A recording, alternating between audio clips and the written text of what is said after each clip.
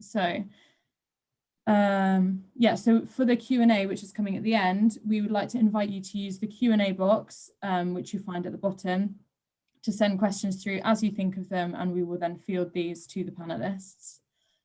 It's also important to say that in thinking about the accessibility of this event, we recognise that more could be done. This is our first event, as I mentioned, so we're still really figuring out this platform, and we were not able to dedicate as much energy as we would have liked to making this event fully accessible. In the future, we would really like to be able to have the assistance of British Sign Language interpreters, for example. In terms of the schedule, the plan is to have about 15 minutes per panelist, which then allows about 30 minutes at the end for the Q&A. I will be timekeeping to try to hold us to that timetable as much as possible.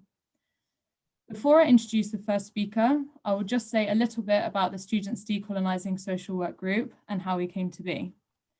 This group first came together in July of this year when we all met during our summer training for the Frontline Social Work programme.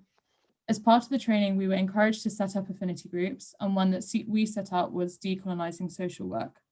Since then, we have sought to pursue our own journey with this group, breaking away from our original affinity group platform and creating our own network, as we found that the curriculum which we were encountering didn't always address the cultural and historical context within which our learning is situated.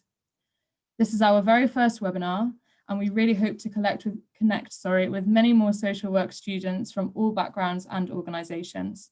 We are looking for ways to embody an approach to social work that promotes best practice whilst challenging oppressive systems from within.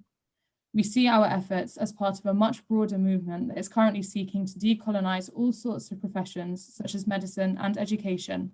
And since it is our chosen area, we are focusing on social work. In our work, we strive to platform and promote the voices of people from Black, Brown, and minority ethnic communities. In this sense, our panel this evening perhaps isn't as diverse as it could be, but we also recognise the importance of allyship in contributing to the new attitude of activism and determination that is emerging in our society, starting to replace former complacency and ideas of only helping oneself at a time that is convenient. More and more people are coming out from the sidelines, and in an idea taken from Martin Luther King's letter from Birmingham jail, thank you for the inspiration, Tara, they are taking action to promote justice, as opposed to accepting what the rules of law and order dictate. Colonialism and its legacy have impacted many communities, and this evening we look forward to hearing from Alison about how we can confront this whilst working in partnership with Gypsy, Roma, and traveller communities in particular. That said, we look forward to hosting many more of these events and furthering our commitment to diverse stories and voices. Okay, so it is now time to introduce our first speaker.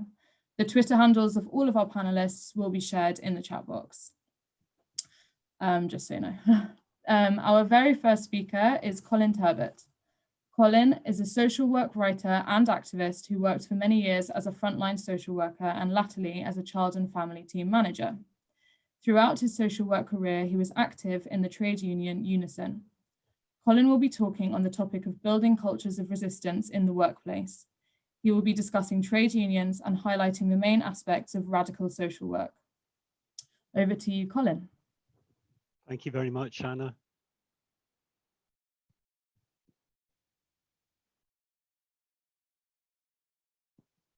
Okay. How do I move these slides on? There we go. Right, I'm going to start by asking a question that a lot of managers would be interested in, which is what makes a good social worker? I think if you ask managers that, most of them will probably come up with something around those first 3 bullet points. But if you ask social work colleagues in any workplace what they thought makes a good social worker, and I think you're more likely maybe to see some kind of reference to the final 3 bullet points. They're totally different skill sets, and I think it's important to recognize that those last 3 are the underpinning main points of radical social work. There's a lot talked about, I'm sure, amongst yourselves as students about social work values, and it's a term I've always been somewhat skeptical about, because it can mean many different things to different people. Social work can certainly be a really, really good, empowering thing to do. It can also be quite oppressive, and I want to focus on that word oppression and draw your attention to the last two bullet points there. I think a lot of mainstream social work now, it's become prescriptive, it's become obsessed with narrow outcome-focused assessments that focus particularly on risk, not risk to the risk to the organization through risk to the service user. And that, I think, has wasn't something that was around when I started out in social work in the 1970s, but it's become an overriding factor now. Because of that, social work's become quite unrewarding. It's become dull, it's become overwhelming.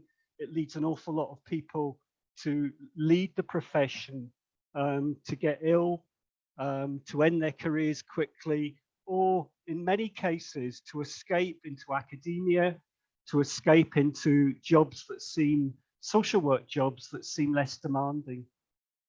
So if we look at oppression, it's really, really important if you're talking about how we tackle poverty and inequality, that you understand oppression. It's not me that said that, that's Lena Dominelli, who I'm sure most of you will have come across. This is a list of things that are commonly associated with oppression. Oppression, I mean here, not in the dictionary definition of torture and physical harm, but in the sense of perpetuating a system that keeps people in their place. And social workers are very much a part of that. And these are some of the factors that help perpetuate oppression. Now, looking at these, the idea of scarcity, I'm sure we'll be familiar with that. It's an idea that underpins austerity, that there's not enough to go around, so we have to be sparing. And a lot of social work time is spent, taken up with assessments that are meant to gatekeep and keep people away from the resources they might need to help them. Objective information.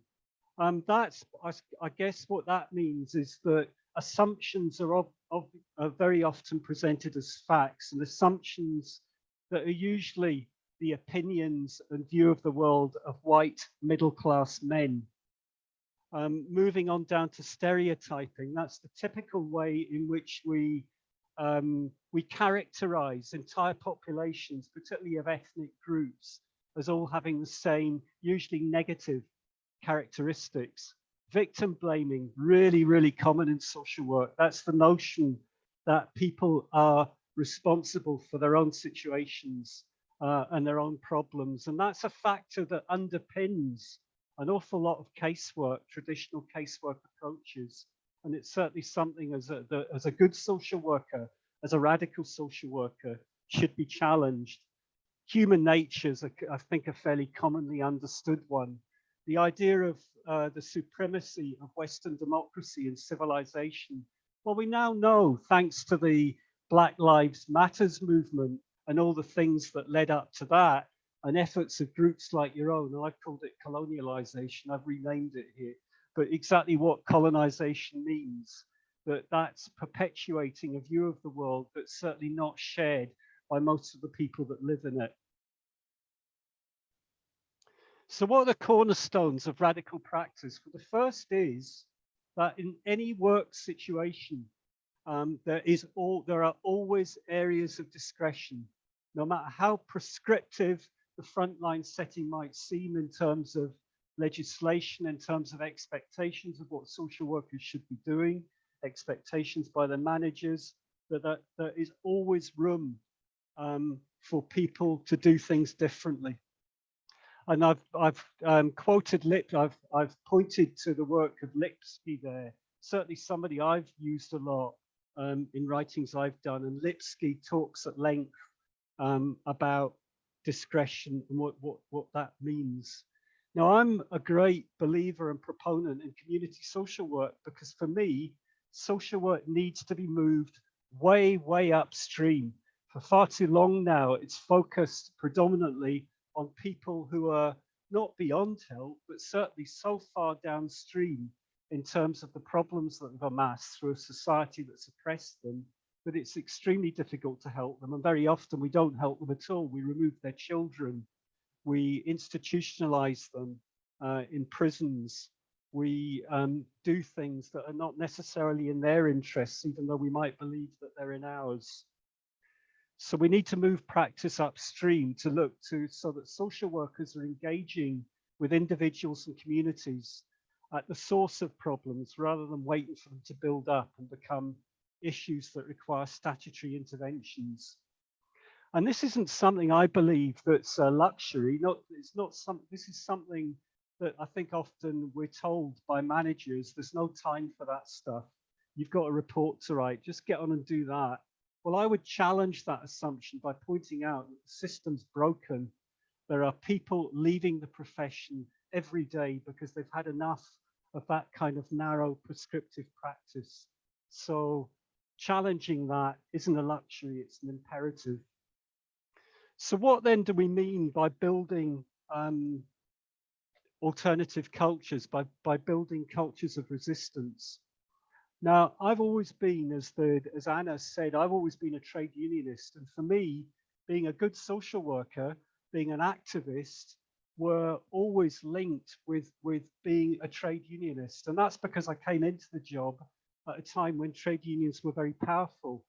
In fact, I joined an organization where you had to be a trade union member. But certainly nobody in my shop was forced to be in the trade union. They all wanted to be. We had regular weekly trade union meetings where we discussed work issues, as well as not just about terms and conditions and pay, but about issues affecting service users in the large scheme where we worked, poverty-stricken scheme where we worked. So building the trade union in the workplace for me is fundamental, because out of a strong trade union shop, research shows that workplaces that are strong in that sense tend to be happier. Now, I know in the 1980s, trade unions were attacked for causing divisions. In fact, it was actually the other side that caused divisions, but we'll move on quickly from that.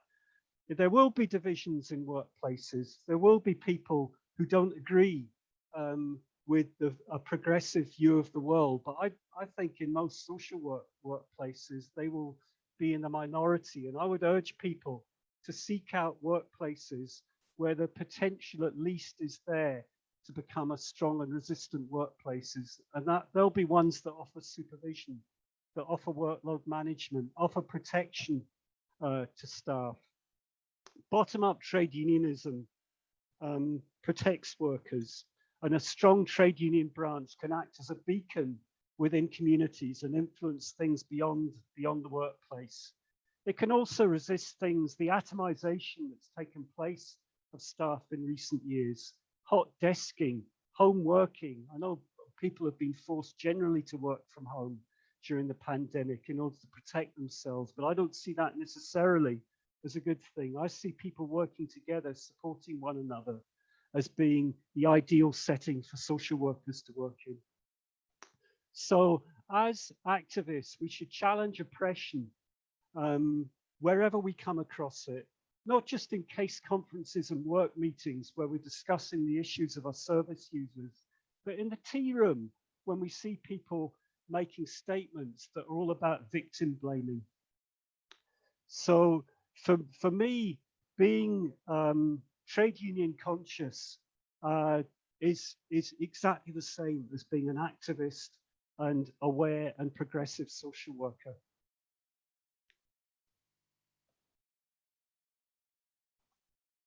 So social work always been like this? Well, not really.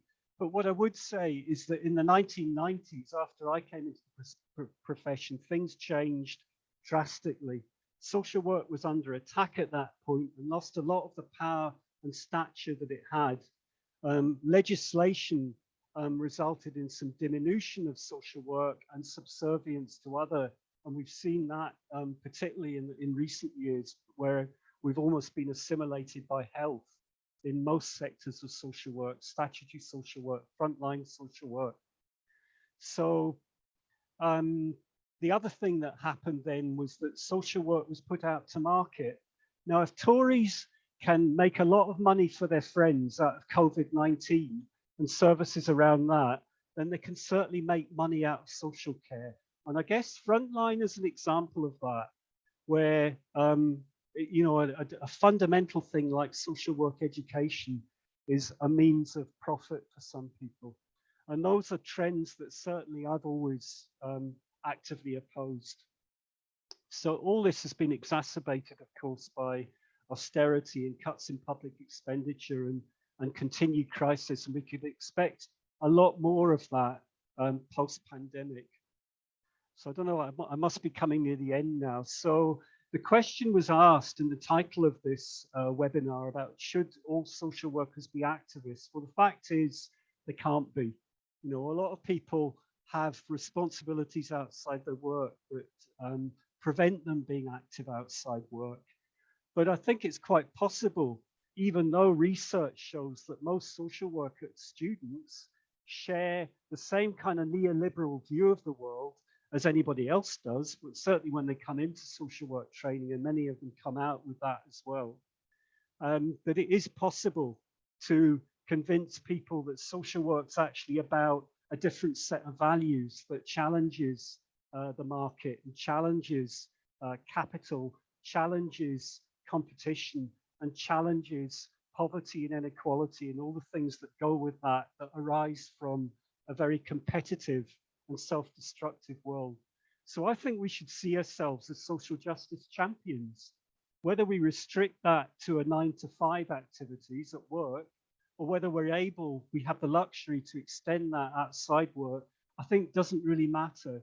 But I think that's a duty for all of us. Now I'll finish with one thing. I remember arguing not many years ago in the workplace I was in with a colleague, another team manager, about joining the union. And she said, well, actually, I would rather spend that money on my Sky package. Now, the Sky package didn't help her a year later when she got suspended and subsequently sacked for allegedly getting it wrong. In fact, she hadn't, but allegedly getting it wrong in a child protection case and getting unstuck in a court. Now, that's when she needed the union. It was too late then. She needed a union and a workplace around her, and she had neither of those things. So I would say that trade unionism, it's not an insurance policy. It's something that should go part and parcel of our activity. But by goodness, you need it when you need it, and it's there. You can't do without it. So I'll finish on that. Thanks very much, everyone. Brilliant. Thank you very much, Colin. Absolutely ran to time. That was a really interesting insight into how we can challenge the oppression that is present throughout social work systems, and also some interesting reflections on how COVID-19 has been affecting us recently, which I'm sure we're all thinking about a lot at the moment. So our next two speakers are from an organisation called Support Not Separation. We have Nina Lopez and Tracy Norton from Legal Action for Women, who will be speaking about their experiences as coordinators of Support Not Separation, a coalition campaigning to end the unwarranted and damaging separation of children from their mother or other primary carer. Support Not Separation holds a monthly picket during lockdown. This has been a Twitter storm as an alternative of the Central Family Court to expose the systemic discrimination mothers face in the family courts, especially those who are women of colour, single mothers, disabled women, and victims of domestic violence. And they call for an end to the secrecy of family courts. They will be speaking on the topics of mothers and children versus poverty, state power, and privatisation. Nina will be speaking first for us, and Tracy will then follow. Over to you, Nina. Okay, thank you very much, Anna. And thank you very much, Colin, for that first speech. I have to say, I think it's a very good sign that student social workers are wanting to discuss decolonizing social work. And I think we have to thank the movement of mothers who have been campaigning against their children being taken away from them, as well as Black Lives Matter, who has, obviously put the whole issue of decolonization on the agenda, although of course many of us have been working on movement issues, anti-racism movement issues like that for many decades. Although Support Not Separation was formed a few years ago, the Crossroads Women's Center, where it's based, has a long history of about, nearly 50 years of actually supporting mothers whose children were being taken away because in that case it was domestic violence. The woman had to put her children in care temporarily in order to escape a violent relationship. Before she knew it, she couldn't get the children back because social services said she didn't have the housing, and they wouldn't give her the housing and big enough for the children because she didn't have the children. And it took many months of campaigning for her to get the housing and the children back together. So as you can see, this goes back for many decades. I like to start by saying that, doctors have to take an oath to do no harm. And I think social workers should take the same oath, because social workers have a huge amount of power. Social workers are basically an unaccountable police force, which also can count on the police to back them up, and are really totally unaccountable. And plus, unlike the police, they are assumed to be there for your benefit. The police people have various experiences, especially people of color, of police racism, and a lot has been said about police racism. But with social services, when you tell people about the reasons why they're taking your children, people are absolutely astonished and amazed. They've never heard any such thing. They can't understand why it's happening, and they're absolutely shocked. So I think we have to start with the reality, which is a power relationship between social services, and therefore the social workers who work for it, and the mothers and the children. And we have to start, and of course the mothers, many of the mothers whose children are taken away are mainly working class, Black women, immigrant women, women of color generally, and women who live in poverty largely. And I'll get into some figures about that. But the other thing that needs to be acknowledged is the centrality of the relationship between mother and child. The idea that we're discussing child welfare, and that relationship, for children to be well and to be happy, they need their mother. And therefore, everything should be done to enable and protect that relationship. The mother is a child's first protector. And when a child doesn't have, and I do say the mother because often there's a lot of domestic violence, etc., by fathers, which is not recognized as it should be. So that relationship, if you're talking about children, has to be protected. And the trauma that is inflicted on children when they are removed from their mothers has to be recognized. It's not even part of the training that social workers receive. Can you imagine a social worker who I think is listening today, so hopefully he will say something, but he said when he was trained, and that was many decades ago, that trauma was not part of their training. Social workers were not told, if you remove a child from her or his mother, that is the worst thing you can do to that child. And therefore, you have to be very careful about that. It's not even considered, which is very, very shocking. Now, I wanted to, quickly go through some facts. Poverty was mentioned by Colin. 86% of austerity cuts have fallen on women. That is, have targeted women, especially single mothers. Sanctions, food banks, domestic violence is on the increase, especially on the lockdown. All of those are related to poverty. There are 30% now of children living in poverty in some London boroughs and some areas in the northeast of England, for example, and the Midlands. It's 55%. more than half of children are living in poverty, especially if you're talking about, of course, working class Black children of color, immigrant children. Now, I got a figure today that 700,000 children in England rely on support from social services, which is an astonishing figure. I don't know what is meant by support from social services, and I would really like to be enlightened, because my experience, and our experience generally, Tracy will say more about it, is that we don't get any support. We get intervention, and that is definitely not support. But there are 78,150 children in care, which is the highest in decades, and it keeps increasing. And what we have seen is that Section 17 of the Children Act from 1989, which has very many good things in it, Section 17 is one of them, okay, is not being implemented.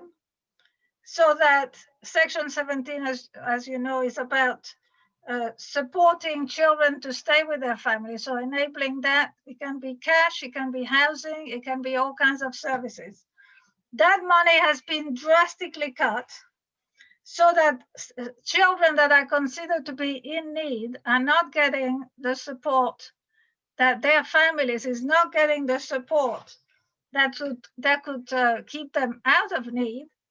And instead, the money is going into child protection, which is what heavy intervention by social services, child removal, etc. Now, another astonishing figure is that it costs about 100,000 a year to keep a child in care. Colin, you mentioned about how much money can be made out of child protection.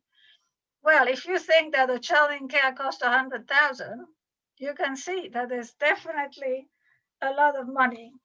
And I'm glad that you mentioned privatization, because that is one of the big problems that have happened, is that children and mothers' poverty is being used to make an industry which is highly profitable. Now, 75% of children's homes have been privatized, and it's about 110 million in profit that's being made out of that every year. 39% of foster care has been privatized, and again, that's about 73 million in profit. These are figures from Ray Jones, who's been very good on privatization. There is no incentive to keep children with their mothers. Instead, there is an incentive to grow an industry against mothers and children. Now, Tracy will say more about sexism and racism in the family court, so I won't go there because I'm sure I'm about, how much time do I have left? Sorry, Anna? About a minute and a half. Okay, there you go. So she will say more about that. But the situation is so bad in the family courts that we are having to picket every month, and we absolutely want those courts to be open. But I just want to say that in the US, because the policies here have largely followed the US model, and in the US, we have an organization there that we work with as part of our network doing the same work. But we also work with a professor, a Black woman called Dorothy Roberts. And she has written extensively about racism because it's mainly Black and children of color that have been taken there. And she says the situation is so bad that she wants child protection to be abolished altogether. And that will benefit Black communities much more than what they're doing now. So on your question, just to finish, about what social workers could do. First of all, you have to see and call it on the power relation that exists between you, the mothers, and the children that you're dealing with. You have to promote the relationship between mother and child rather than attack it and undermine it. You have to be whistleblowers against your colleagues who abuse their power every day. and inflict the greatest harm that can be inflicted on children. You have to push for Section 17 to be implemented. Resources instead of poverty being used against mothers. And you have to support demands like the ones that we're making for sanctions to be abolished, benefit sanctions, for a care income so that the work that mothers are doing, raising their children, is recognized and supported financially. And you have to really stop taking children because of poverty and instead deal with that poverty. So I'll leave it there. Thank you, Nina. I'd like to tell you about some of our work with social workers that I've encountered both in London and around the country while volunteering for Legal Action for Women, helping mothers in all sorts of situations, child in need, child protection, and also court hearings. I'm the mother of a disabled child who got my child back after he was falsely taken into care. And during that fight, I encountered a lot of social workers, endless reports with false information, including total lies by social workers that were brought into court. Thank goodness for recordings, which I'm going to talk about in a little while. My son suffers from lifelong trauma after being abused in care. Please think on that when you write reports. The obvious starting point for social workers should be to look at what the mother's situation is. A mother whose English is not her first language, a woman of colour, a single mother, an asylum seeker, a disabled mother, or a mother of a disabled child, and women that are traumatised through violence. But this is rarely the starting point. It's much more often judgmental, throwing the power of the state around to monitor, control, and even punish mothers whom they consider unworthy or won't toe the line. The bar is never attainable, and it's regularly changed so that mothers are forever seen as failing. And one of the key ways that social workers can actually help children and families, as Nina has already mentioned, is through Section 17 of the Children's Act, which obliges you to provide services for mothers to stay together with their children, to provide support. But far too often, when a mother goes to ask for help, or when a so-called safeguarding referral is made, instead of getting that help under Section 17, social workers immediately refer to Section 47 of the Children's Act, which of course, as you know, is child protection. And from then on, mothers are treated as abusers and their records marked forever. That means a simple fall off a bike can be blown out of all proportion. And then can you imagine, from a mother's point of view, if she asks for help, maybe her child is disabled or she's fleeing domestic abuse, and social workers come to her home and want to look in her cupboards, open her fridge, look in the bedrooms and ask intrusive questions, which are the checks usually done for child protection. Her first thought is, oh, they think I'm a bad mom. And from then on, she feels under attack. And in the face of hostility and judgment, she might start to second guess her answers, which in turn are misinterpreted as invasive. Mothers are made to feel that if they are struggling to feed their children, even more so now during COVID-19, instead of getting help through Section 17, they are dragged through child protection for neglect. Poverty is not neglect. I have attended meetings with mothers where social workers have shaken my hand, yet completely ignored the mother. In one meeting, a mother, a woman of colour, asked how her children in foster care were doing. The social worker ignored that question and continued to talk to me as if the mother wasn't even in the room. And after several minutes, I had to point out that this was not acceptable. I mean, the mum had quite rightly inquired about her child and been ignored.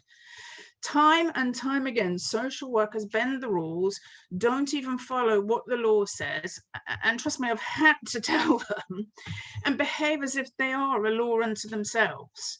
Assessments are late, reports for child protection are not given to mums on time, so they can't even defend themselves. And if they complain, they find themselves down a deeper child protection hole.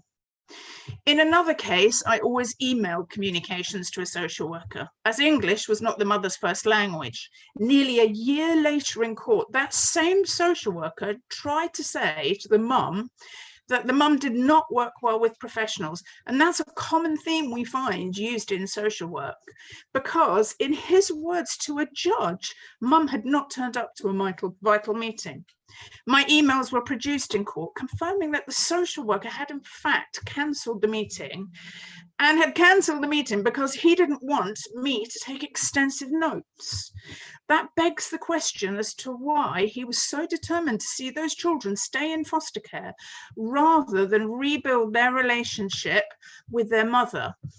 If I hadn't been there, almost certainly the judge would have believed the social worker, and the mother would have had her contact kept at 3 times a year. Instead of now, it's every month, with overnight contact starting after Christmas, and a view to the children actually coming home next year. This leads me to mention transparency, which I mentioned earlier. We recommend that all mothers record their interactions with professionals. It shouldn't be needed, but I've experienced case after case where families say one thing and suddenly it appears very differently in reports, and that includes in my own case. Interestingly, social workers seem to be taught the wrong information about data protection laws and GDPR. And I spend a lot of time telling social workers that mothers have the legal right to record professionals, even covertly. Again, when this happens, we see the same words, does not work well with professionals, that common phrase in reports. We say, what have you got to fear from the truth? While many professionals initially see us as hostile, a mother having an advocate can turn a case around. Firstly, for the mothers and children, but for the working relationship also with the social worker. It's possible for families and social workers to work together, even though social workers always have the upper hand and have the power of the state behind them. Yep, Yep, I'll be quick. For example, in one case, the social workers had not allowed someone to see their child who'd been in foster care for over 2 years, and they had initiated proceedings to sever all contact. I managed to get those proceedings stopped. The mother had been in care herself and had been in foster care, had been adopted by the age of 8, and had been adopted by a very abusive mother. She was traumatized, and it helped when she got a new first-time social worker, and I managed to get him to acknowledge the mother's trauma and therefore see her behavior differently. And this meant that she could work with the social worker, be heard and understood, rather than having unreasonable expectations forced on her. And just my final point, can social workers be activists? We do a picket once a month outside the Central Family Court, but sadly, due to COVID, we're doing it virtually. I've worked positively with a guardian in the Central Family Court on a case being heard with one of our mums. And she said to me, are you part of that group that pickets outside each month? When I said yes, she said, I used to walk past you guys with my social worker's badge, hiding it. But now I've met you and worked with you, I see you as very differently. We spent the lunch hour talking about issues that we've raised on the picket. From that day, she comes to our picket to say hello and listens to our speeches. She does not hide her badge. Yes, social workers can be activists, and we'd love to see you on our pickets. Together, we could work towards a much needed change. But for that to happen, you must acknowledge the power relationship between social services and the mothers, and in turn, how that affects the mother and child, and be ready for change. Thank you. Thank you very, very much, Nina and Tracy. I think I can speak for everyone when I say that those were some incredibly moving words, and a clear reminder about the importance of examining whether a mother is really neglecting her child, or is this a family that has been continuously neglected by the state. So our next speaker is Abby Brunswick. Abby Brunswick is the director of Project 17. Project 17 is a small organisation working to end destitution among migrant families excluded from mainstream welfare and social housing by their immigration status due to no recourse to public funds. In particular, it works to improve the provision of support under Section 17, as we've just been discussing, of the Children Act 1989, which allows social services to provide accommodation, cash, and other support to families with children in need. Unfortunately, support under Section 17 tends to be very poorly implemented. Project 17 provides direct advice and advocacy, works with other organisations to build their capacity to support those without recourse to public funds, and campaigns on the issues affecting its clients. Over to you, Abby. Thanks very much. And thanks for inviting me. Really interesting and powerful speakers so far. As you said, I'm the director of Project 17, which is a charity working to reduce destitution among migrant families who have no recourse to public funds or no access to mainstream welfare benefits and social housing because of immigration problems. And we work with clients who are experiencing homelessness or very severe poverty, need to get help under Section 17 of the Children Act, which has already been mentioned quite extensively. And yeah, as you probably know, Section 17 gives local authorities powers to provide support to families with children in need, and that can include the provision of accommodation or money or other support that's required to keep the family together and stop children being taken into care. And yeah, we basically exist because Section 17 is so badly implemented, and many people who actually are entitled to access support are turned away and find it very difficult to access it. So, I mean, in terms of our work, we have a frontline advice and advocacy service where we see families who are facing homelessness, who have no recourse to public funds, and support them to access help. We see about 250 families a year through that. And then we also help to build capacity in other organisations by providing training and telephone advice for professionals and online resources. So, I mean, if in professional life you are dealing with an issue around Section 17, do feel free to kind of get in touch on our advice line, and I'll post details later in the chat. And then we also do kind of more strategic work, because actually a lot of the problems that we encounter when through our casework or we hear about on the advice line or on training sessions, it's really just the same problem again and again.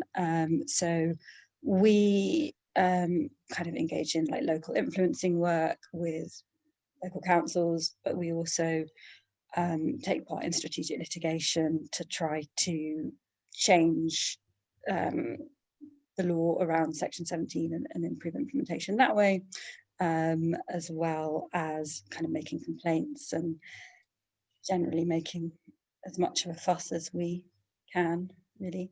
In terms of who we're working with, there's, you know, very clearly a racial aspect to our work, and we think that discrimination and systemic racism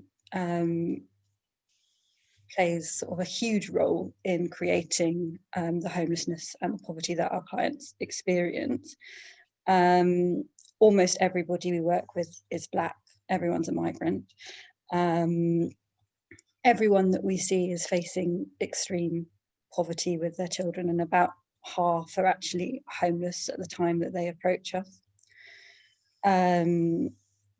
80% of the people we work with are single parent families, and 90% of our clients are women.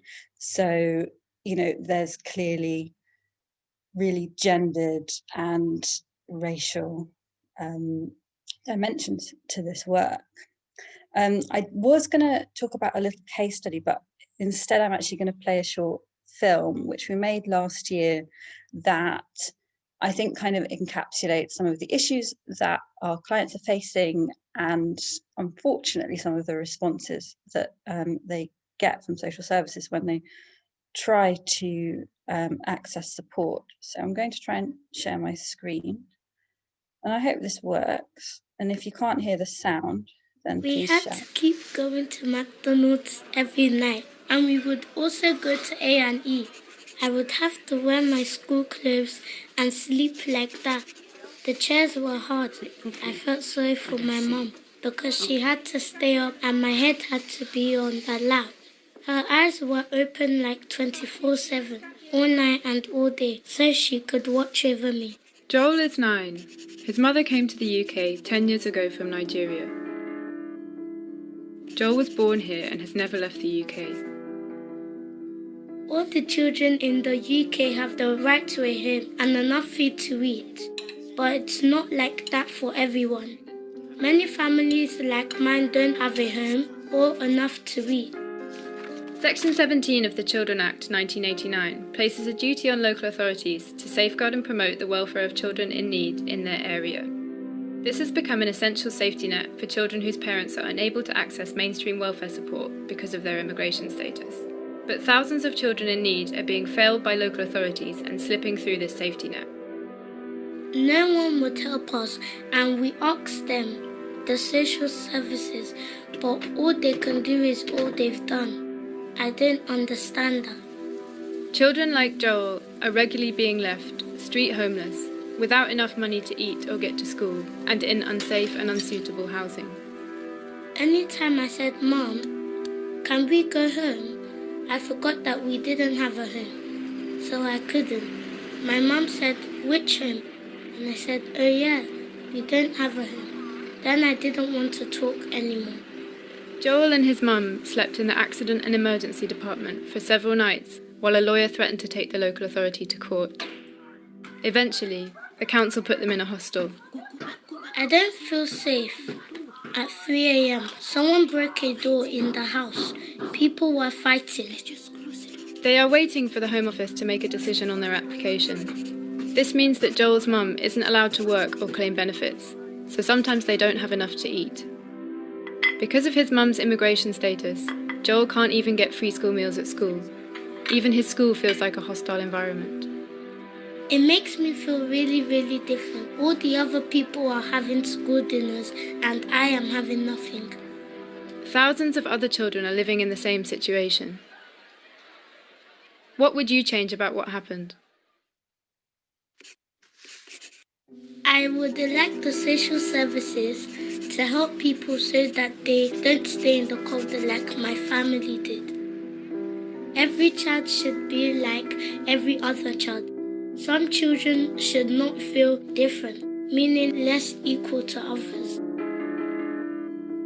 Join our campaign to make sure local authorities meet all children's essential needs, regardless of immigration status. To find out more, visit our website. So, I mean, that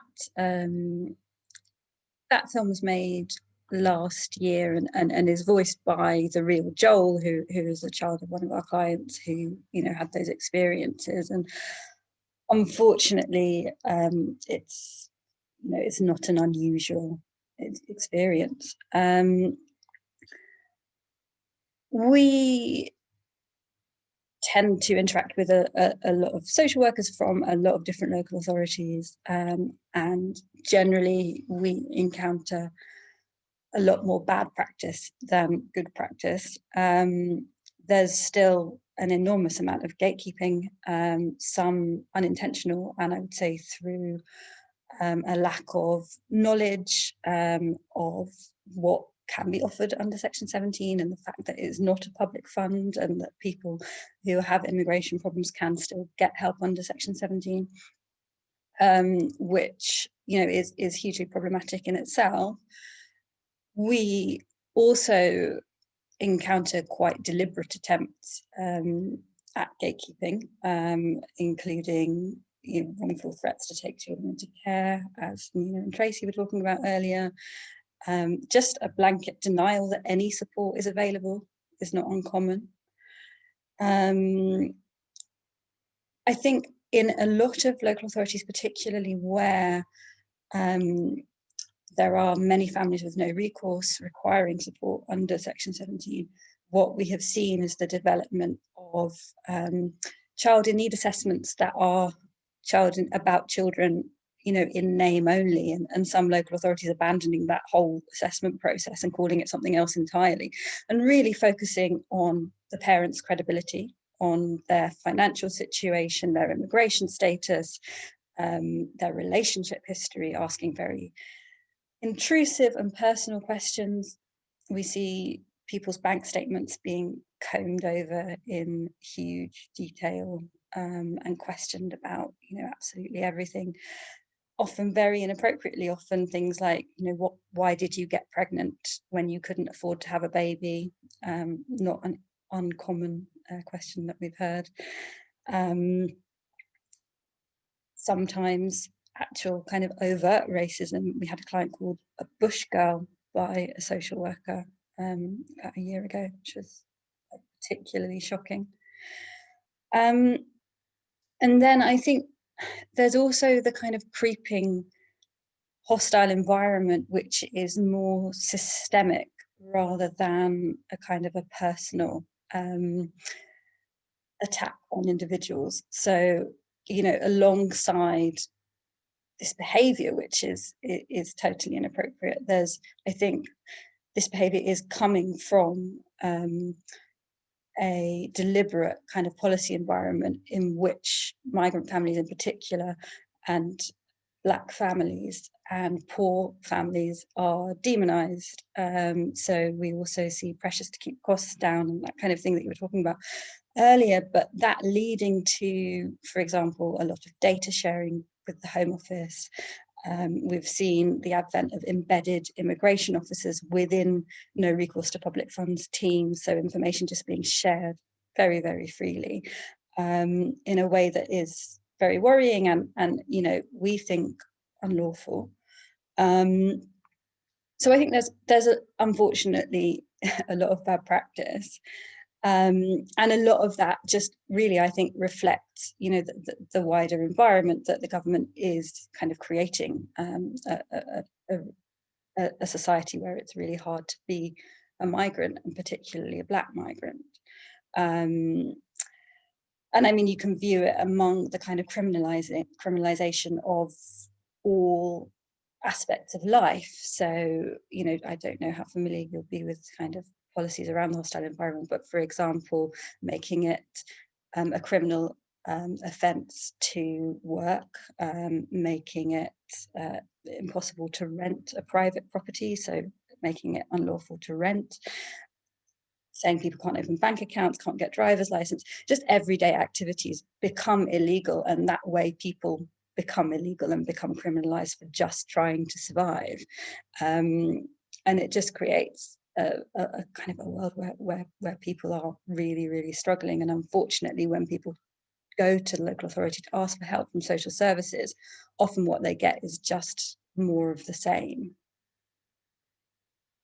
I don't have long left, I don't think. So to talk briefly about kind of activism and reimagining, you know, what social work could be, I think there's a kind of a huge impact that social services could have, particularly in this area, because it is really like a battleground between hostile environment policies and this kind of idea of being tough on migration and moving borders into social work and into local authorities and everywhere else. And that tension played out then with, you know, our commitment to the rights of the child and the UNCRC and, you know, the Children Act itself.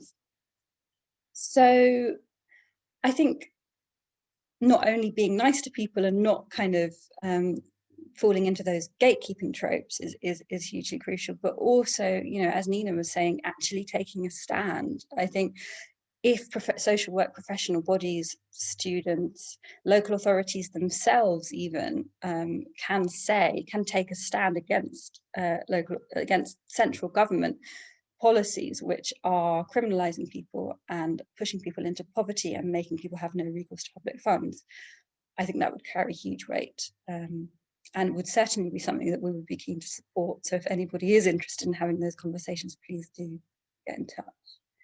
I think that's it for me. Great, thank you very much, Abby. that was actually a really great follow-on from Nina and Tracy, as you were really able to put Section 17 into full context and highlight the ways that we will be able to use it in our own practice instead of turning our backs on the families that need us most. So our next speaker was going to be Alison Humes. So Alison is the National Director for Wales at the British Association of Social Workers. She is co-founding member of the Gypsy, Roma and Traveller Social Work Association and is a proud Welsh Romany. Alison was going to be speaking about the fragility of professional social work competence in anti-racist, anti-oppressive practice with Gypsy, Roma and Traveller communities. Unfortunately, Alison's laptop has given up the ghost this evening, so she will no longer be able to join us. But Tina will be sharing some links on the chat that Alison has sent through to us to be shared. Alison has also sent through a song, which we're going to play in a moment. This song was actually written by a beat poet who was listening to a social work activist meeting that Alison was holding. It's called the Social Workers Chant. And I'll hand over to Tina, who will hopefully play it now.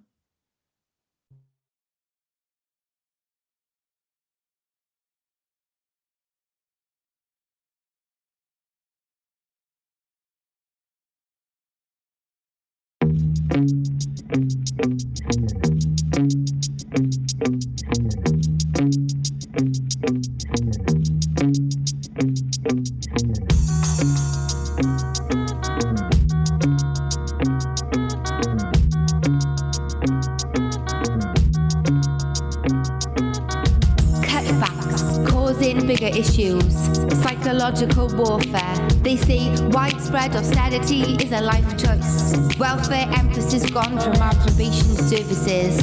Why are those women talking about that? Because the party that's for the working class is sat on the defence. Paulo Freire, tell the people their rights. Paulo Freire, damn right we're gonna fight. Social workers are better social workers because they've got to be. Building alliances is crucial. Psychologists against austerity, leading politicians on the panel. We are walking these streets together, big up the banner. Let's understand poverty and austerity. We are here together. It is endemic. Its invisibility due to its consistency. Knock it off the agenda. No, let's look back on our history. Custodian, progressive discussion, positive progress. We make it our business. Special interest class. We are talking about everything but class. They are not listening. There is a gap in the market for class. Class. We are talking about everything but class. The people, you can learn from them. Nobody knows their situation better. Bank patronising patriarchy in the valleys, we've lost everything non-statutory. Social work understanding needs to be part of the education system. What can I do to affect change? What can I do to affect change? What can I do to affect change? What can I do to affect change? What are we doing as a team? How are we sharing the severity of systemicness? Through the system, my voice is getting lost. We are lost with each other. We are lost. Drivers, integration. I'm nothing with this power struggle, and the struggle is real. Mind over matter is real. Distress is getting lost. My distress was not diagnosed, therefore the power say it is not real. This is my distress call. We are sounding the alarm for children, adults, elders, community. Let's co-sign, let's mean it, make our voices larger. Diagnosis, distress. The system is already crashing. Referrals. Pyramids need to be icebergs in the community systemic. On the ground, they need to understand. They need rehearsal spaces. They need microphones. Social, analytical, confidence, fluency, listening. 1945. Ruined land, but our governments built houses. Fit for kings, the best for the most. We are social investigators. We are not soft cops for the system. We want ethical social action. We lost this concept to class. Reagan and Thatcher marry. Public wealth into private hands, rape lands, people problems punish, people struggle, phone boxes. My mother writes a shopping list, fills the page, then crosses things out. Then crosses things out, then crosses things out. I see her crying. I see her crying. Kill the cop inside your head. It's the day-to-day that destroys. Public wealth in private hands is real, so real. Equality in income and wealth, no. Dog eat dog. Wasted false idols, forged gods. I call on Chief Justice. The system is not set up for us to talk about this. All of this is beyond reflective practice. Neoliberalism litters my psyche. I try to shift it daily, it doesn't belong here. Substance issues, appalling assessments, learning difficulties ignored, schools, banks promoted. Knock them off, knock them off, knock them off. Appeal, appeal, appeal. It's all good, young hoods in the hood, and we are getting ready for the avalanche. Direct practice to navigate our way through the darkness of decades of public wealth into private hands. Globally, internationally, our hospitals are filled with poverty-induced diseases. We are in such dis-ease. Donald Trump disease, Tory disease, glorified only by wealth across our communities. Forge alliances, devolve, redistribution, no short-term answer, long-term game, Samaritan-driven poverty strategy. Don't let them marketize us.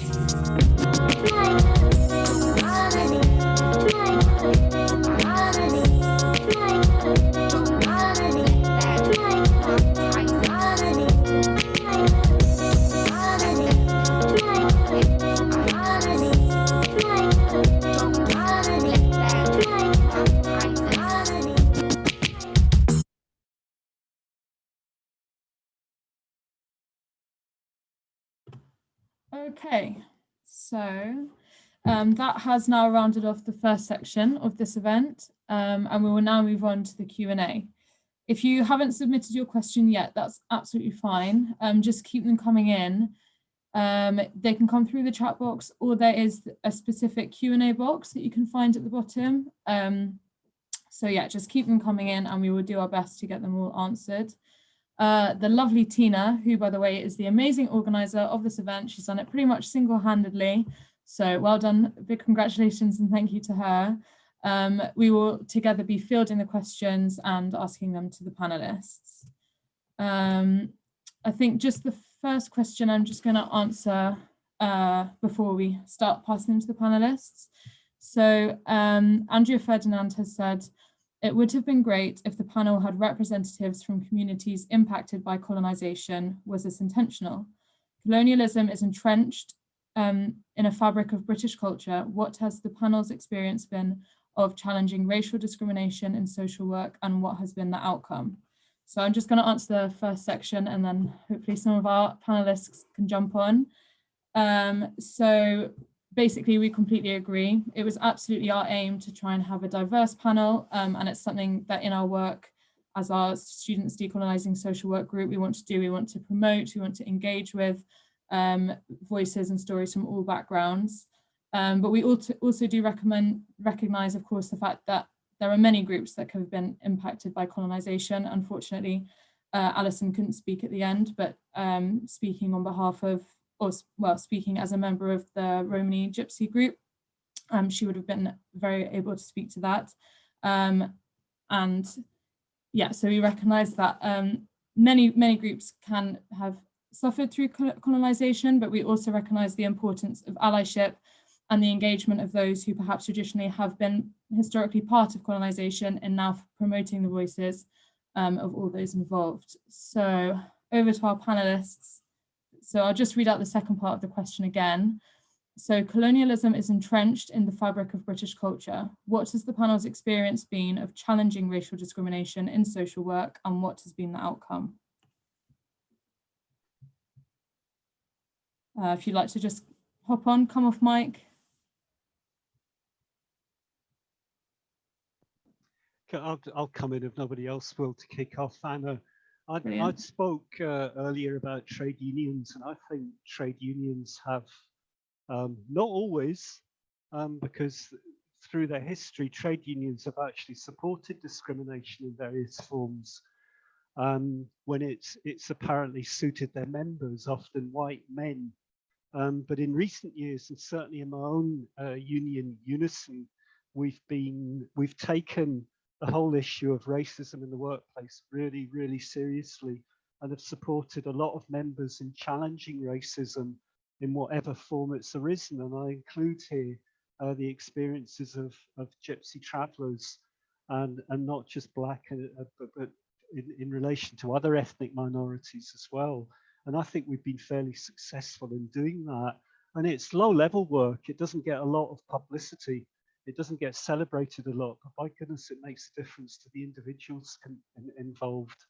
And I do agree. I don't think social work workplaces are any less racist or oppressive than many other workplaces. But I think the potential's there because of that thing I referred to earlier of so-called social work values, to turn that around and change it through argument, through example, through good practice, and collective activity. I'll finish with that. Hi, could I say something about that question? Okay, it's not so much about racism with social work itself in terms of, you know, social workers, but in relation to how they deal with families of color. First of all, the organizations within our coalition is very multiracial. The organizations within it include, for example, the All African Women's Group, Black Women's Rape Action Project, Women of Color in the Global Women's Strike. We have monthly mothers meetings, which are collective self-help, where, you know, women come with whatever is going on and the struggle they're making, and we all draw on our collective experience, you know, to support women and to see how we can fight whatever they're up against. And I have to say that the majority of women who come to the mother self-help meetings are women of color, many immigrant women. And our picket is about the most multiracial picket you can imagine. And there's a huge number of women from the All African Women's Group, for example, you know, who always come. And the issue of racism and discrimination, not only on the basis of sex, but also on the basis of, you know, what, just prejudice against, you know, racism and other kinds of prejudice against immigrant women and immigrant mothers is rampant in social services. But there's also another issue I want to address, which is we have to note that the majority of social workers are women. And that has not meant that social workers are more on the side of mothers. You would expect that to happen, but it hasn't at all been the case. And in fact, the rise of women in professions has not brought with it the protection of mothers. Quite the opposite, because the women who have risen have generally distanced themselves from anything that mothers face, except especially working class mothers and mothers on low incomes generally. So that we have not benefited, and it's astonishing the number of women social workers who will go into the family court and support the father whom the mother has accused of domestic violence and even child abuse, and promote contact with that father rather than protect the child. It's absolutely astonishing. So I think we have to look, you know, when we're talking about decolonizing, we have to look at what the power relation is, because social workers, as I say, most of them are women. Many of the judges now are also women judges, and they're just as appalling as the men have been. And also many social workers are women of color. And I have had good experiences with some child guardians, for example, who have been very good, who have been Black women. But in other cases, some Black social workers have been appalling against the mother. So there is no guarantee that just because you get, somebody from a particular sector, that they're going to behave better. I don't know what people's experience is with women police officers, but I don't think it's particularly better than the men.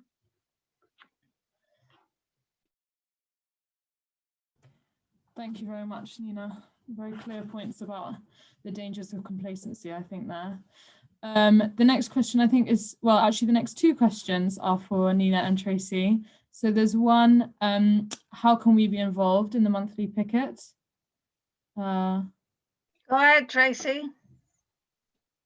Well, we used to picket outside the Central Family Court every single month on a Wednesday at 12:30 till 1:30, and all the judges comment on us within the Central Family Court, because obviously I also advocate within the Central Family Court for a lot of our women. At present, because of COVID, we're online. So as you've already posted into the chat box, Not Separation is our Twitter page. And we do the exact same picket, the monthly picket on a Wednesday, and it's always the first Wednesday of the month at 12:30. We announce it in advance, send out messages to people, and you're absolutely very welcome. We'd welcome everyone to join that, retweet, and I'm sure pretty soon after the new year, and once things are more settled with regards to COVID, I very much look forward to actually being back outside the Central Family Court, which is where we are. And I will say to you that one of the judges in there, when I was criticised by a social worker, slammed the social worker down and said, no, I really like them outside picketing, and I like to hear what they have to say every month, and I set my watch by them every single month. So, there is some benefits to picketing outside the courts. Thank you very much, Tracy.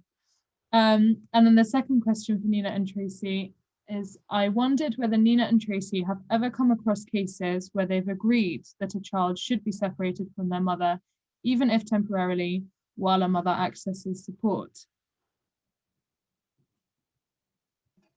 Go on, Tracy.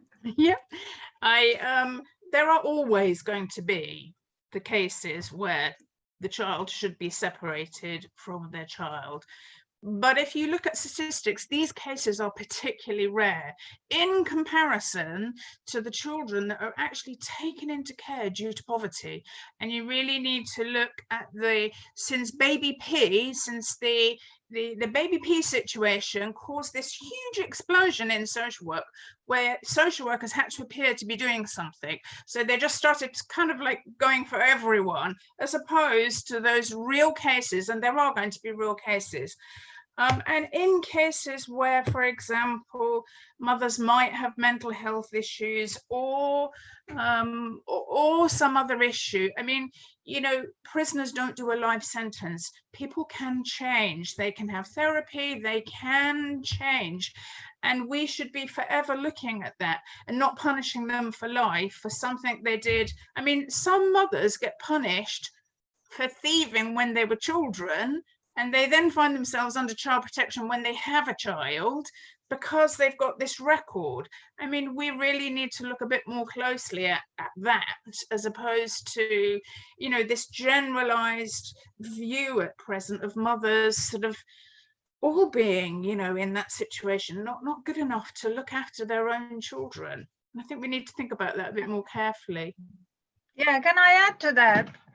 The standard that is applied to families is never applied to children in care. The amount of abuse, I mean, there has been scandal after scandal after scandal about child abuse in various institutions. I mean, Shirley Oaks is one that comes to mind because of the Alex Wheatle, Steve McQueen that was just on the television. And we know people who were at Shirley Oaks and who were traumatized for the rest of their lives. But that, those institutions and foster carers as well are never looked at really carefully in relation to child abuse. It's extraordinary that social services you know, ready to make mothers jump through hoops. You know, I think every social worker who is a mother, if she was scrutinized in the way that social workers scrutinize the rest of us, probably 90% of social worker mothers would fail. You know, and I think that if you honestly look at that situation, you will know that what I'm saying is true. But that is never applied to children once they're in care. Any amount of abuse is just covered up because the institution just protects itself. So it tells you that the child and the welfare of the child is not really the aim of what has happened with the removal, because otherwise that would not happen. So yes, there is Baby P, there is Victoria Climbier. There are children who definitely the social worker should have gone in there and should have temporarily at least removed those children from that situation to see what else could happen and whether there was an extended family or whether the mother needed support or whatever it is. And in many of those cases, social workers did not go in, took the word of the father at the doorstep, were scared of the father.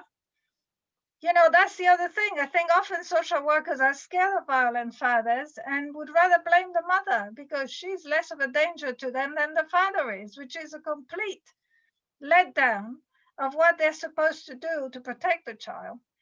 So I think you have to start at another point, because if you start, there is always going to be the exceptional case, you know, and you can't build on that because that exceptional case is then used to massively remove children who should not be removed and who are traumatized for the rest of their lives because of that removal. Thank you both very much. We had a comment on the chat that came through, I think, when Tracy was speaking, just asking about statistics to which you might be referring or evidence of abuse by foster carers. I don't know if you have any resources or studies to hand that you could just post in the chat. That would be great. Okay. Next question. So we have a question here to all of the panelists. What is the one thing that you would like those of us currently training as social workers to take into our practice to support the groups of people you work with?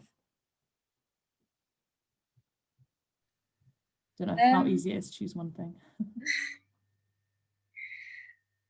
I don't know.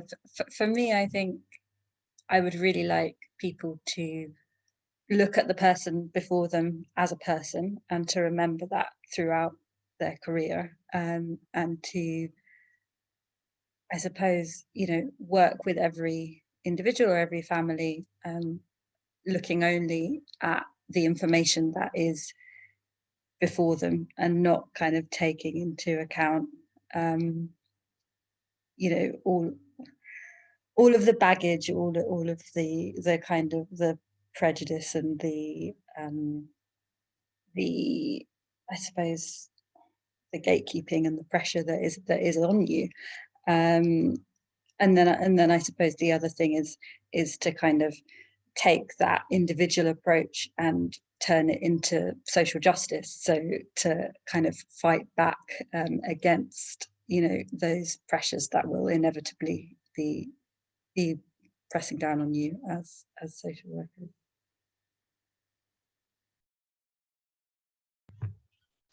I'd like to say, very much echoing Abby, and something that I said in my speech about really understanding the person in front of you and understanding what it must feel like as perhaps a woman who can't speak English particularly well, when you're asking to look in their bedrooms and open their bedroom drawers, look in their fridge. Why is this necessary? She's asked you for support and you're doing the most evasive and intrusive thing. I want you to think about flipping social work. Social work shouldn't be automatically about child protection. Social work should be about support. About supporting these people in the communities. We have austerity throughout this country, and women, mothers, are too afraid to turn to social workers where they should be able to turn to ask for support and help that they might need just temporarily, and they are too afraid because they know they're going to end up down the child protection route. And we really have to flip that on its head and think about supporting families, supporting them in the community. After all, if you think about it, and some of the statistics you've heard today, it's cheaper to support them in the community than it is to take them into care. Can I come in now, Anna? I think one of the people in the chat, Debbie, has commented that there's a rather negative portrayal of everything that social workers do coming across here. And I'd certainly, whilst supporting everything that the other speakers have said, they're all true. I would also want to suggest that social workers actually do a lot of really good work. And if there's one thing I wanted people to take away from this, it would be relationships. Absolutely key and fundamental, that you get to know the people that you're working with. You take the time to get to know them properly, not by way of tick box assessments done over the phone, which is so often the way things are done, particularly during COVID-19. It's almost become kind of accepted practice now. Well, it shouldn't be, and the sooner we return to face-to-face relationship-based practice, the better, because that's just so key and fundamental. And I certainly know I've taken children away from their parents, and I would absolutely justify the decisions that I was part of to do that, but I would trace it back often to damage that was done by the system at a much earlier stage that was entirely avoidable and might not have resulted ultimately in that family disintegration that people have described here. More upstream practice could have addressed that, and that's certainly what I would advocate. So I've been thanked much years and years later, coming across adults who thanked me for stuff that I did when they were quite young children, and interventions, that word again, that I was party to within the family. And I know that's the experience of a lot of other workers. Our work doesn't have to be oppressive. It very often is, but it absolutely doesn't have to be. Okay. Well, I would like to say that social workers should support money for mothers. First of all, Section 17, but also care income, the valuing of the caring work that mothers do. And also, please support some of the campaigning that we're doing in relation to the domestic abuse bill, which is in Parliament at the moment. We want to stop the presumption of contact, which is now being used to really force children to have contact with violent fathers, sometimes to the cost of their lives and always to the cost of being traumatized, and to have fathers, impose their will on mothers and children even after the mothers have been able to leave. And also to stop the no recourse to public funds, which is also one of the demands that are being made in relation to that bill. And it would be great if student social workers and anybody else wants to join in pushing for these demands to become part of the bill. That would be very helpful.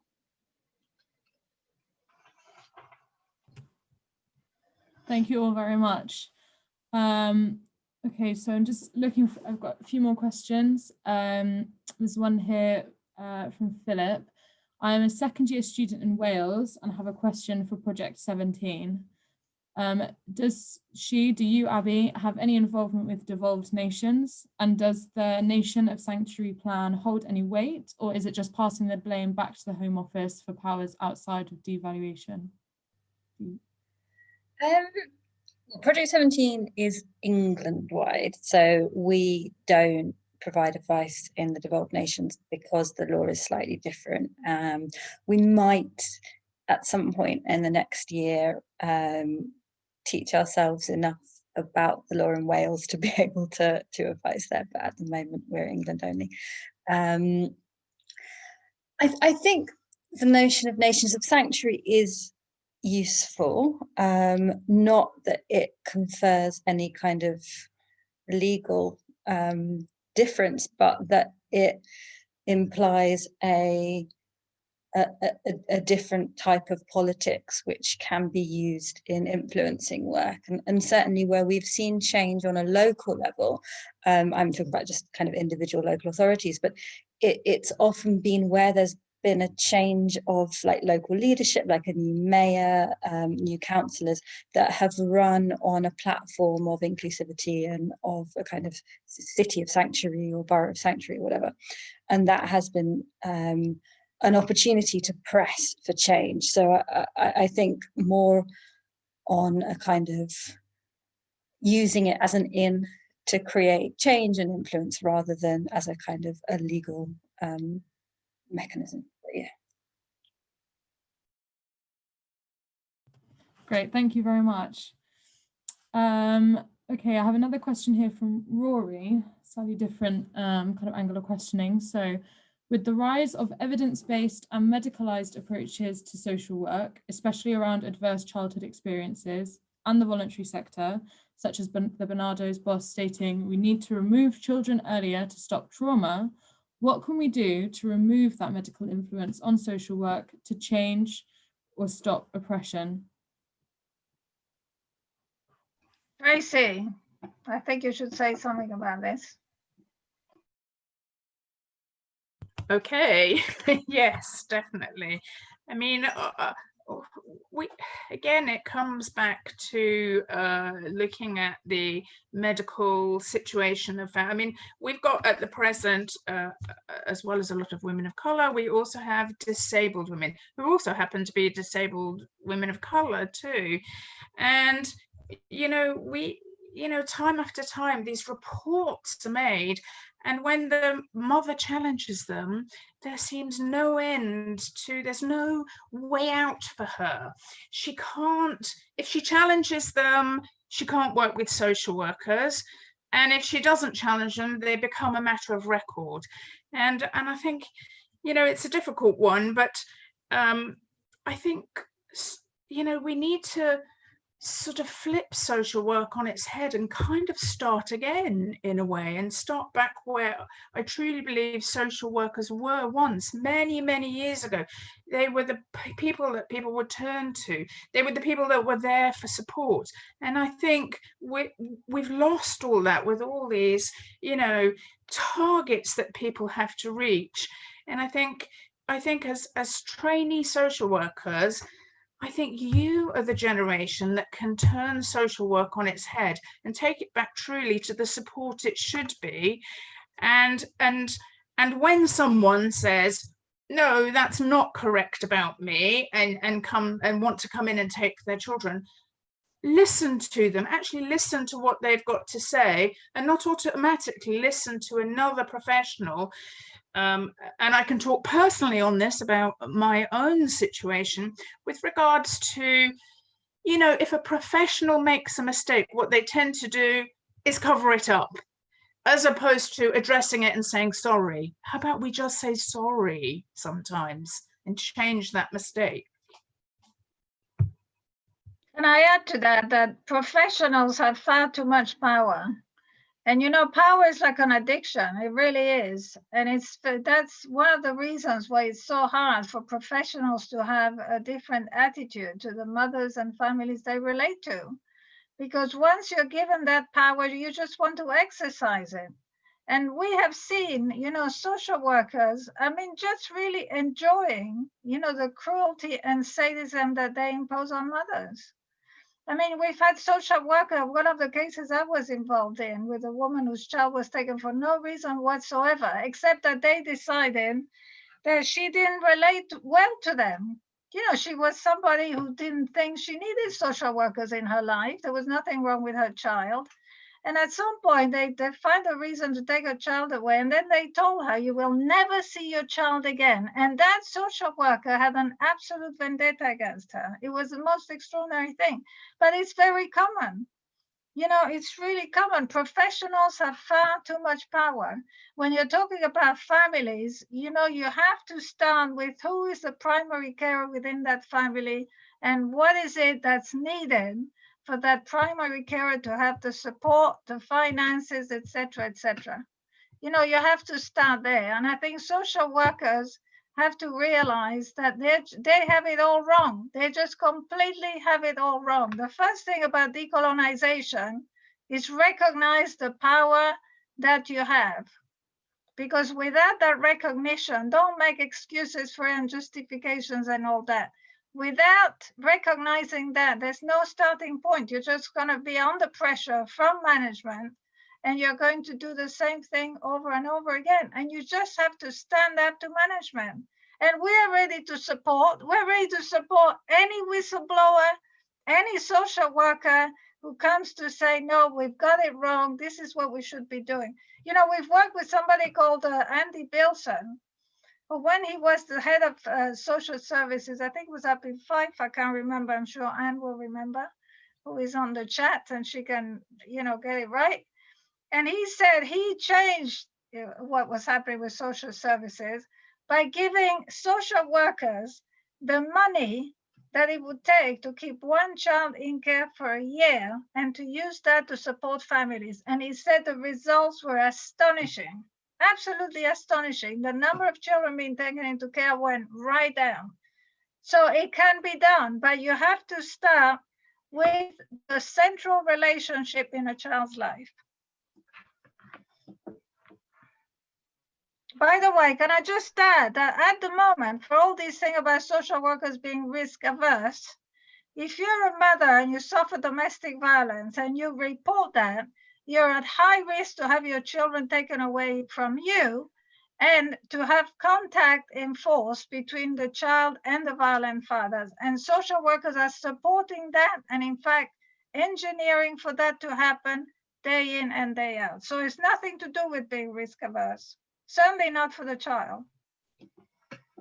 Can I come in on just now and take a slightly different tack in response to Rory's question? And that's just about the frameworks within which we operate. And quite honestly, good luck in England in trying to change that framework when you've got a chief social work officer like Isabel Trowler, when you've got a Tory government driven by Brexit, and all the racism that accompanied that.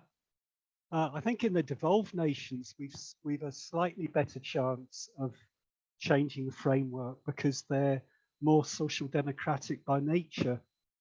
And there are very sincere efforts being made to do that. And it's hard work because as Rory pointed out in his question, social work has been assimilated by health.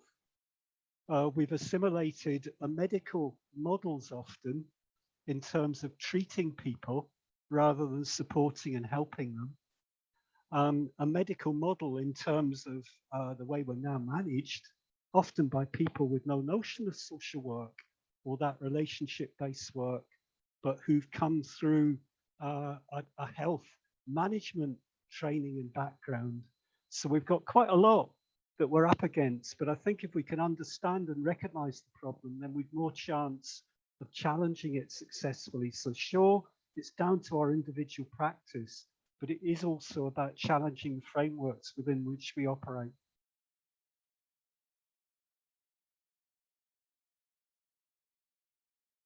Okay, so I'm just conscious of time. Thank you very much for that, Colin. So I think we're just going to have one final question and then we'll bring the event to a close. I hope people don't mind that we've gone over, but well, I for one can say that I think it was worth it. So our final question is from Richard. So he says, hello, thank you for the powerful talks. I've learnt a lot. I am a social worker and workplace steward for Unison. I'm drawn to Colin's ideas on unions being central to radical community-based social work. However, I have been surprised that most social workers I speak to are union members for personal protection, if at all. How do we build momentum and push for meaningful allyship with groups like those that have spoken today? To those groups, how can unions be helpful?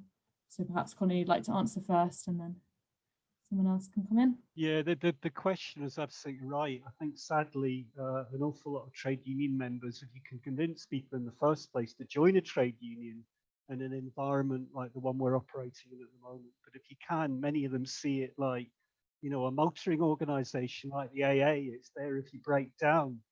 But I think that will only be challenged by example through the collective activity and the building of resistance within the workplace, which is back what I was trying to talk about and demonstrate through some examples earlier. I think it can be done.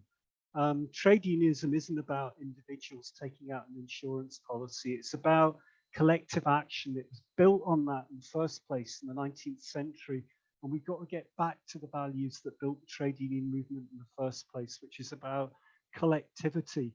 And I know that's a long, long, hard job, but it's one that it's worth the battle to try and do that. And you won't be alone if you do.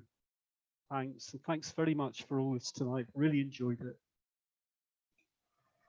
Can I make a small comment on the unions?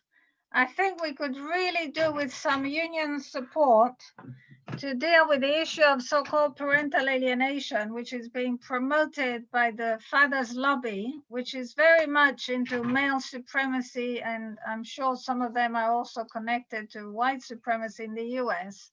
But they have had a massive impact on the family courts. And when mothers report domestic violence or child abuse, then they accuse you of parental alienation, that is really you telling the child that the child shouldn't see the father, but it's nothing, no abuse is going on, etc.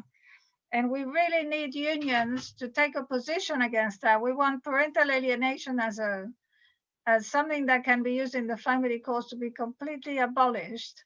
And we also want unions to take a strong position on the whole issue of domestic violence and of the presumption of contact, by violent fathers. So there's a lot that unions can do and support, our campaign for money to go to mothers. Sorry, just to add further slightly. Yeah, I totally agree. I think there's a lot that unions can do to support these issues, and we've done a bit of work with unions and would be keen to do a lot more. Just to say, I suppose that some people who are in unions are probably also affected by these issues. So while it might be personal, motives, many people in like caring professions or in retail kind of 0-hour contracts have no recourse to public funds and are affected by the issues that we're talking about, and may actually have a lot to kind of contribute to these discussions. So yeah, we'd be really happy to talk to anybody who is in a union who was interested in kind of activism on that front. Okay, thank you very much, Abby. So with that, I think we have now come to the end of our very first event. Firstly, I would like to say another massive thank you to all of the panelists for giving up your time for us this evening. It's really, really appreciated. We're really sorry to the participants if your question hasn't been answered, but hopefully you feel inspired and enabled to contact the speakers with your questions. I'm sure we'll be happy to engage with you and share more information. Tina will be sending an email with the PowerPoint slides, hopefully with the contact details and with a link for the recording so that you can all access that after this. And as I said, I'll try. Fingers crossed. Yeah. On Twitter, which obviously, hopefully most people can access. But yeah, fingers crossed. I'm sure you can do it, Tina. Yeah, so as I said at the start, Students Decolonising Social Work hope to put on many more events like this in the future and to get more and more people involved in our group. So details for that will be included in this email, hopefully, and if not, they can all be found on our Twitter page. I, for one, can confidently say that I have learned a lot, and I feel that our speakers have really empowered us with clear steps that we can all take in our practice to promote decolonisation in social work and to improve our collaboration with families. So thank you all very much. Tina, is there anything you want to add? No, thank you so much, everyone. Thanks for bearing with us at the beginning, and that was wicked. Thanks so much for everyone's contributions. Yeah.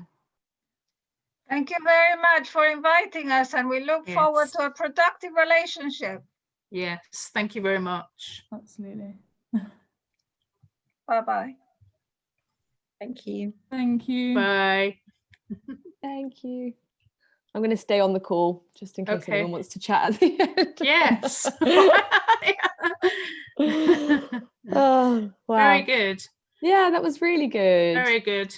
Colin, it didn't mean to sound negative. Actually, I work with a lot of social workers, and I love working with social workers, actually, particularly, by the way, for you guys, the young new social workers, because they are really open. I'm finding anyway, sorry, no disrespect to you, Colin, but they're really open to listening to a new kind of way of thinking about cases.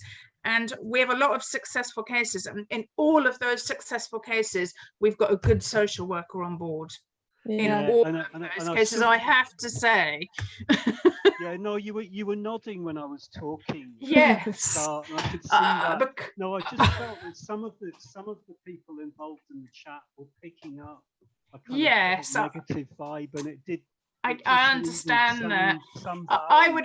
I would have loved to have had longer to speak and talk about more cases where I've worked. I started towards the end, I was getting to a social worker, a very young, in fact, first time social worker who has helped me. We've worked so well together. I mean, we speak on the phone as if we're friends, but we've turned this case around for this mum and this daughter, to have contact in the community. It's gone from no contact at all for years. And that's what a new social worker kind of coming at it from a slightly different angle can do, understanding her background trauma of being in care herself and flipping it on its head and kind of thinking about it. Do you know what I mean? And every successful case I've got a good social worker behind it. I think that's very much our perspective, obviously, as students, people new to the profession. I mean, I think it says a lot about the fact that this group kind of came together only a few months ago, and already we're kind of really feeling this energy to put on events like this and to have these discussions, because I think exactly that we're feeling that we want to approach this in a new way, and that there have been issues. You will be the change. Do you know what I mean? That's kind of what I was saying at the end of my thing about, listen, you will be the change by flipping it on its head. And Colin, I loved some of the stuff you were saying. My husband, by the way, is a national official for a union. I'm well into trade unions and sort of getting that involved in helping and supporting change. But I think that new young social workers, this is the right time now for change. And I think it can be done. Agreed. No, well done, folks, for putting this on. Thank you for inviting us. I feel honoured being in your first one. Oh, no worries at all. Definitely, and you've had people from across the country. It's great. Well, I saw someone commented from Canada. Wow, brilliant. Yeah. So that's really cool. Yeah. And thanks so much, Anna. You smashed that. It was so well shared. Really good. Yeah. Well done. It's good. Lovely. I'm going to try and look forward to more, hopefully. Definitely. I'll try and save the chat and the Q&A in some kind of I can download it, and then I will try and share. If you send it to us, then maybe we could answer. We could send answers back to you, and things could be shared. We could work together. It'd be good. Yeah, exactly. Colin, I loved I want a copy of your slides. I loved your slides, by the way. I want a copy. Listen, Anna and Tina, do keep in touch. Definitely. Do to help. Let's work together. That sounds good. Let's work together. Definitely. Colin, do you mind me sharing your slides? Is that okay? No. Cool. No. Great. Okay. Lovely. All right then. Thanks. Bye then. All right. Bye. Catch you later. Nice to meet you. Thank you so much. Bye. Thank you. Bye. Bye. Bye. I'm purposely not leaving yet because I don't want to leave and then lose the chat. You might just have to copy and paste it. Is that the best way to do it? I don't know if there's another way to do it. Oh, here we go. Yeah, perfect. I don't know why that didn't cross my mind as just like the easiest way of doing it. So I've downloaded it. Yeah, because some people are showing quite good resources and stuff. Yeah, the problem is, so Control A, Control C. No, I haven't been able to do that. You might just have to literally drag all the way from because that's how I copied that guy's details when you asked. Still So 11. just Cool. go, yeah. Huh? I'll just go all the way up and just see if that works. And then the Q&A, I'm pretty sure that as part of like the webinar package afterwards, I can download bits and bobs, including stuff like the chat.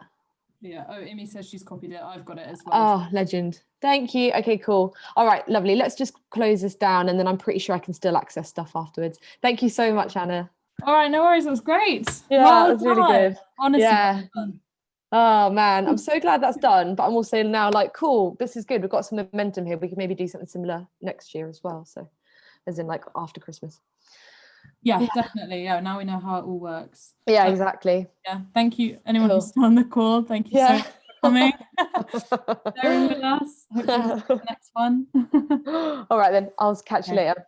Right, Bye. bye. Bye.